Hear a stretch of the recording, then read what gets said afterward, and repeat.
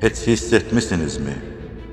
Bəzən dünya tamamilə tərsinə fırlanır, doğruların yalan, yalanların isə baş tacı edildiyi bir dövrün astanasındayıqmı?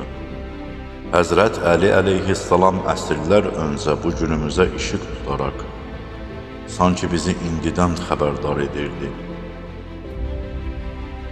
O buyurdu ki, elə bir zaman gələcək, insanlar günahlara görə qardaşlaşacaq, dinə və haqqa görə bir-birindən uzaqlaşacaqlar. Sevgilər, dostluqlar yalnız dildə olacaq, ürəklər isə düşmənçiliklə döyünəcək. Əxlaq və namus qəribə qarşılanacaq, mənəviyyatsızlıq isə bir fəxr qaynağına çevriləcək.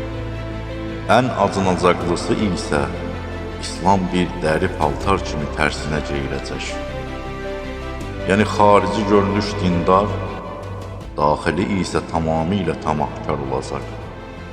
Bəşəriyyət sürətlə bu mənəvi aşınmaya doğru yuvarlanarkən, əsl möminlər bu xaosun içindən quşun buğda dəniz sesliyi kimi sesiləcəklər.